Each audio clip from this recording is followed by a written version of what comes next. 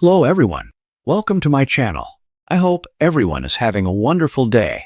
Before starting the video, please go ahead and hit the subscribe button and give this video a like up. Mr. Spock is Star Trek's signature character, and many others have followed in the mold set by the Vulcan science officer in Star Trek, the original series.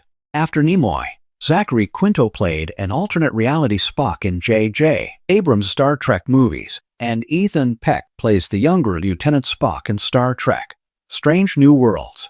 As the Starship Enterprise's Vulcan science officer, Spock embodies Star Trek's ethos of devotion to science and curiosity, with a powerful undercurrent of genuine heroism.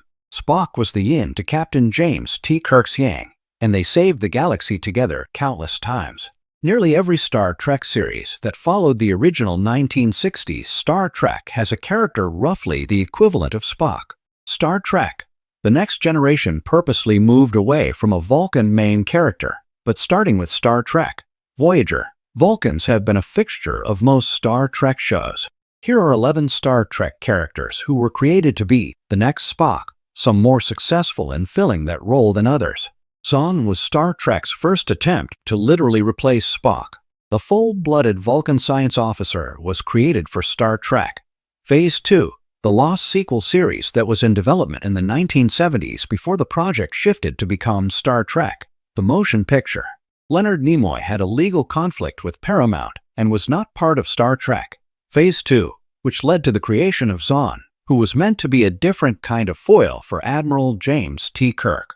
Except for unaired footage of Star Trek Phase 2, Spock's Vulcan replacement never appeared on screen.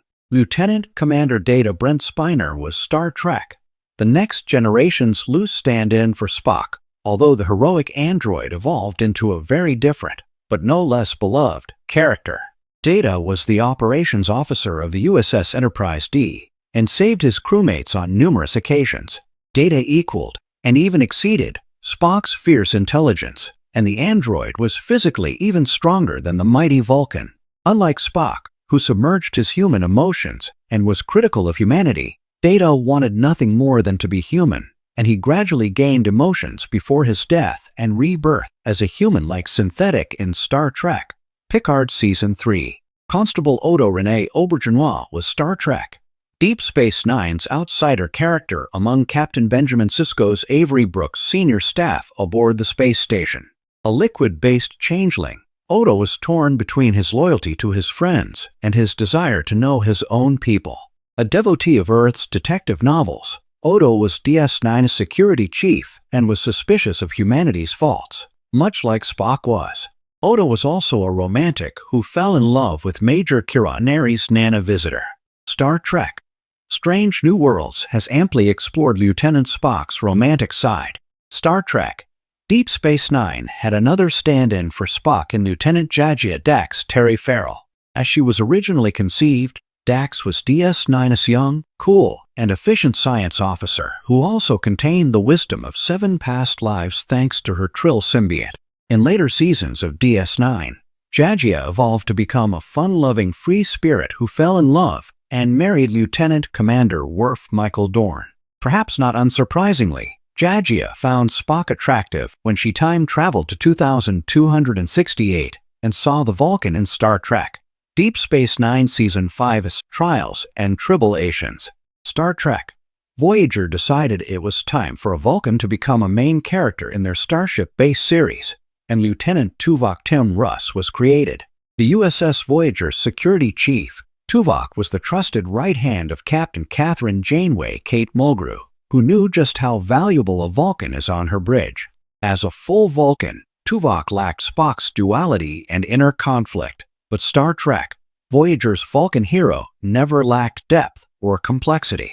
Fascinatingly, Tuvok was part of Starfleet when Spock was active as well. Star Trek Voyager's flashback episode established Ensign Tuvok served aboard Captain Hikaru Sulu's George Takei USS Excelsior.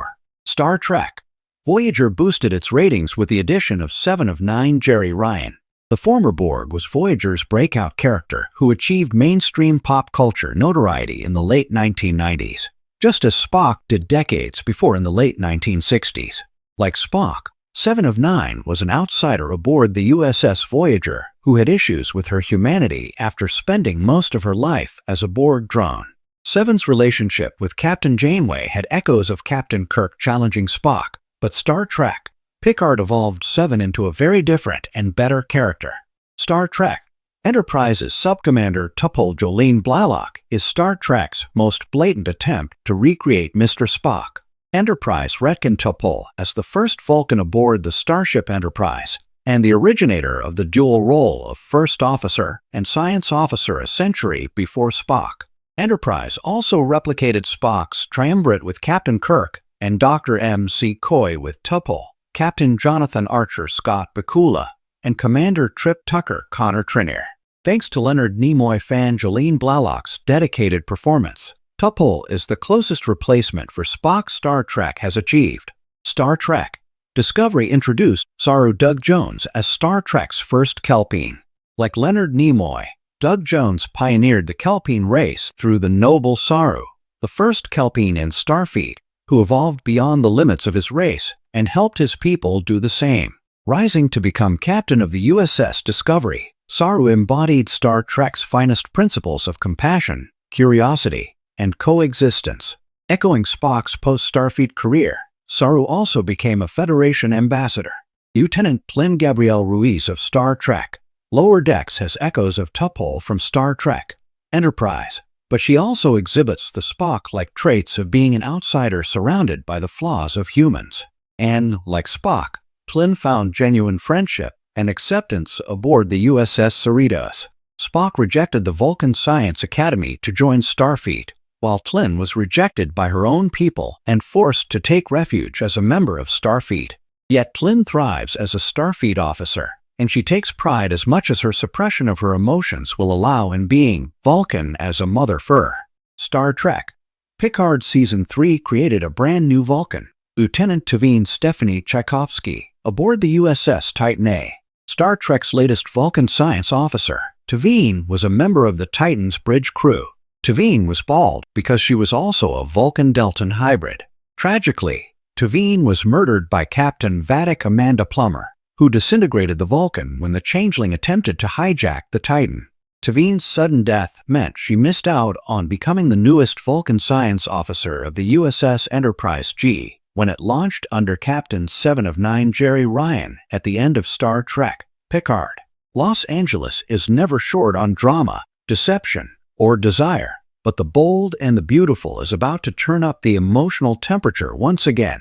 Deacon Sharp's unexpected friendship with Dr. Taylor Hayes could become the spark that ignites a dangerous firestorm, especially when the always volatile Sheila Carter starts to feel threatened.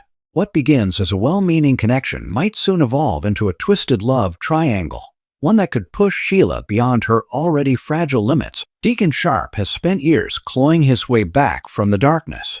His redemption arc has been one of the most compelling stories in recent B&B history. A man desperate to prove he's not the criminal or con artist everyone remembers.